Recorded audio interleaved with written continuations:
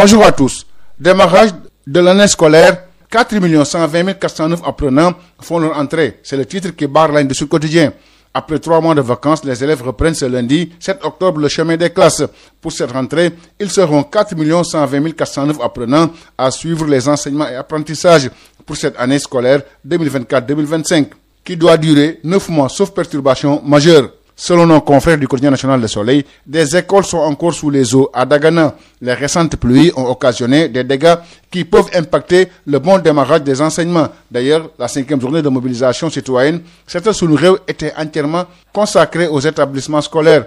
Les acteurs de l'école se sont fortement mobilisés pour le nettoiement des établissements scolaires. Selon le quotidien national Le Soleil, le chef de l'État, Bassirou Diomaye Diakhar Faye, a pris part à cette journée. Il était au lycée Demba Diop de Mbour, où il a obtenu son baccalauréat. Le chef de l'État a rendu un vibrant hommage aux enseignants et invite les populations à consentir un effort collectif pour une transformation systémique du pays. Dans le quotidien 24 heures, le président Diomaye promet de maintenir le dialogue avec les enseignants.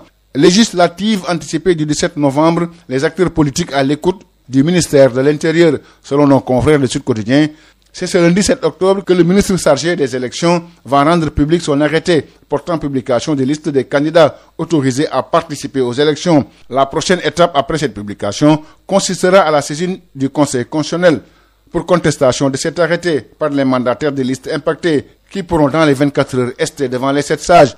Dans ce cas, la haute juridiction devra statuer dans les 3 jours qui suivent l'enregistrement de leur requête.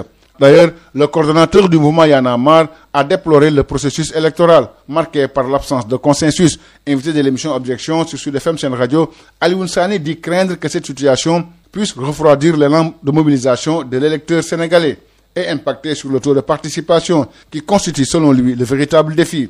Investi tête de liste de la coalition Taku Wallou Sénégal pour les élections législatives, selon Sud Quotidien, l'ancien président de la République, Macky Sall, sera le deuxième ex-chef d'État à redescendre dans l'arène politique après son devancier, Maître Abdoulaye Wade.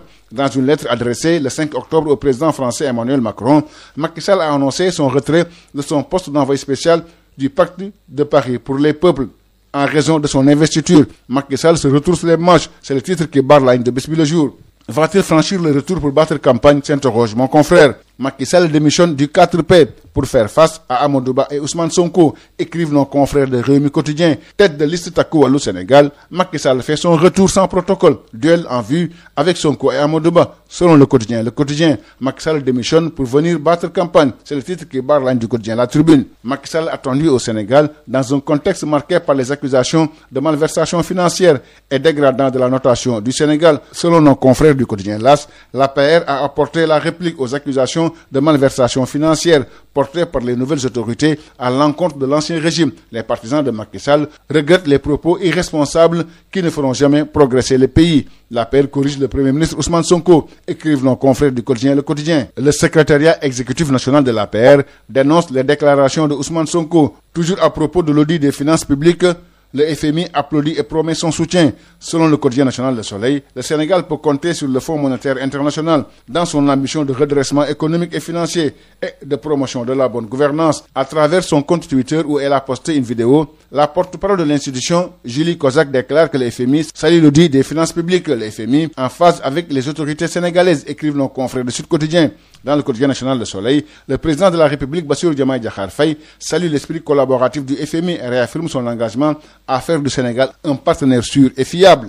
En sport éliminatoire CAN 2025, double confrontation Sénégal-Malawi les 11 et 15 octobre prochains. Selon le quotidien national Le Soleil, les 26 joueurs convoqués par le duo Pape Thiaw, Teddy Pellerin sont attendus ce lundi à Diamniadio où ils démarrent leur regroupement. La première séance d'entraînement est prévue ce lundi au stade Maître Abdoulaye Wade. Le rassemblement des Lions du Sénégal débute ce lundi, écrivent nos confrères du quotidien LAS, qui précise qu'annoncé blessé par la Fédération sénégalaise de football est forfait contre le Malawi. Ismaël Jacobs a joué hier en championnat.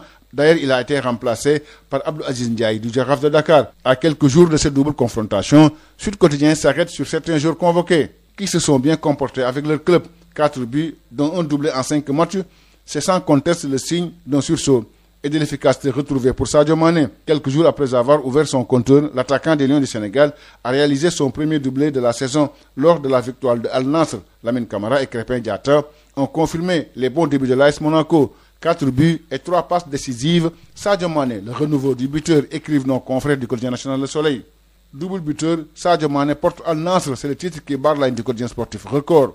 Préparation de la CAN de Beach Soccer, les Lions du Sable réussissent la passe de 2.